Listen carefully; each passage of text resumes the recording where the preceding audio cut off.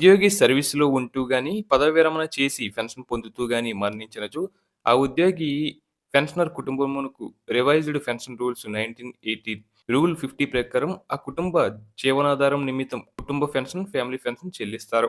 అలాగే ఉద్యోగి సుదీర్ఘకాలం ప్రభుత్వ ఉద్యోగం చేసి, ఏ కారణంతోనైనా పదవి విరమణ చేసిన అనంతరం కుటుంబ పోషణకు గాను ప్రభుత్వం నుండి నెలవారీ పెన్షన్ దీనినే సర్వీస్ పెన్షన్ అంటాం. ఒకవేళ పెన్షన్ పొందుతూ పెన్షనర్ ఉద్యోగం చేస్తూ ఉద్యోగి మరణిస్తే వారి కుటుంబ పోషణ నిమిత్తం అర్హులైన వారికి ఇచ్చే పెన్షన్‌నే కుటుంబ పెన్షన్ అని అంటాం. సర్వీస్‌లో ఉన్న ప్రతి ఉద్యోగి తమ కుటుంబ సభ్యుల వివరాలను తమ డీడీఓలకు నిర్ణీత ప్రొఫార్మాలలో ఇచ్చి సేవా పుస్తకంలో నమోదు చేయించుకోవాలి. అలాగే రిటైర్డ్ అయిన తర్వాత కూడా ఈ వివరాలు ఉపయోగపడతాయి. వీటి ఆధారంగా మరియు పెన్షన్‌దారు పెన్షన్ ప్రపోజల్స్ పంపు సమయంలో డీడీఓలు కుటుంబ పెన్షన్‌దారుల వివరాలన్నీ ధృవీకరించి పంపగా, మన పెన్షన్ మంజూరు పీపీఓ ఉత్తర్వులలో ఏజీ గారు కుటుంబ పెన్షన్‌దారు వారికి అర్హత గల చెల్లించదగు పెన్షన్ నిర్ణయించి ఉత్తర్వులలో పొందుపరుస్తారు.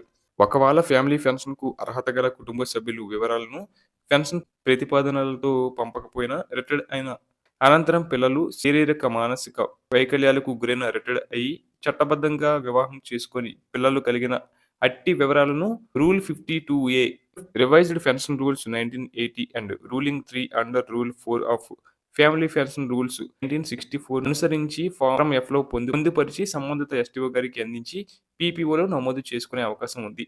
అలాగే rule 12 of revised pension rules 1980 మరియు ఆంధ్రప్రదేశ్ ప్రభుత్వ ఉద్యోగుల GO MS number 315 dated on October 2010 ప్రకారం కుటుంబ పెన్షన్ పొందుటకు కుటుంబ సభ్యులుగా కేవలం వీళ్ళు మాత్రం వస్తారని పొందుపరచడం జరిగింది.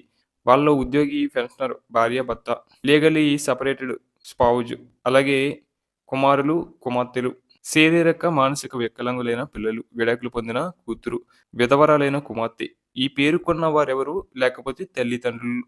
అలాగే కుటుంబ పెన్షన్ ఎంత చెల్లిస్తారంటే, ఉద్యోగి సర్వీస్‌లో ఉండి మరణిస్తే కుటుంబ పెన్షన్ మొదటి 7 సంవత్సరాల వరకు లేదా ఆ ఉద్యోగి 65 సంవత్సరాల నిండే వరకు ఏది ముందైతే అంతవరకు చివరి నెల జీతంలో 50% పెన్షన్‌గా చెల్లిస్తారు. తదుపరి చివరి నెల జీతంలో 30% పెన్షన్‌గా చెల్లిస్తారు. అలాగే పెన్షనర్‌గా ఉండి మరణిస్తే చివరి నెల జీతంలో 50% లేదా ప్రస్తుత పెన్షన్ ఏది తక్కువైతే అది పదవి విరమణ లేదా 7 సంవత్సరాల కాలం లేదా ఉద్యోగికి 65 సంవత్సరాల వయస్సు పూర్తయ్యే తేదీ వరకు చెల్లించబడుతుంది. అలాగే తదుపరి పెన్షన్‌లో 30% పెన్షన్‌గా చెల్లిస్తారు. ఇక పెన్షనర్ల విషయంలో వారి పెన్షన్ ఏజీ నుంచి మంజూరు సమయంలో పీపీఓలో ఫ్యామిలీ పెన్షన్ బెనిఫిషనరీ పేరు ఎన్హాన్స్డ్ ఫ్యామిలీ పెన్షన్ మొదటి సంవత్సరాల వరకు లేదా ఆ ఉద్యోగికి 65 సంవత్సరాల వరకు, ఆ తర్వాత నుండి జీవితాంతం వరకు ఫ్యామిలీ పెన్షన్ 30% వివరాలు కూడా నోట్ చేయబడి ఉంటాయి. అలాగే పెన్షనర్ రిటైర్డ్ అయిన తదుపరి చట్టబద్ధంగా వివాహం చేసుకున్నచో పెన్షనర్ భార్యాభర్తకు వారికి కలిగిన సంతానానికి కూడా కుటుంబ పెన్షన్ చెల్లిస్తారు. అలాగే రికార్డులు లభ్యం కాకపోయినా ఫ్యామిలీ పెన్షన్ మంజూరు చేయాల్సి ఉంటుంది. అదృశ్యమైన ఆచూకీ తెలియని ఉద్యోగుల కుటుంబాలకు సంవత్సరం తర్వాత కుటుంబ పెన్షన్ చెల్లిస్తారు. సంపాదన పరులు కానీ అంగవికలురాలైన పిల్లలకు కూడా కుటుంబ పెన్షన్ వర్తిస్తుంది. ఒకవేళ పెన్షనర్ చనిపోయిన రోజునకు కూడా పెన్షన్ చెల్లిస్తారు. ఆ మరుసటి రోజు నుంచి కుటుంబ పెన్షన్ చెల్లిస్తారు. కుటుంబ పెన్షన్‌పై డీఆర్ చెల్లిస్తారు. కుటుంబ పెన్షన్‌దారులు కూడా క్వాంటమ్ ఆఫ్ పెన్షన్ పొందే అవకాశం ఉంది. అలాగే రూల్ 50 ప్రకారం ఫ్యామిలీ పెన్షనర్ పునర్వివాహం చేసుకుంటే ఫ్యామిలీ పెన్షన్ రద్దవుతుంది.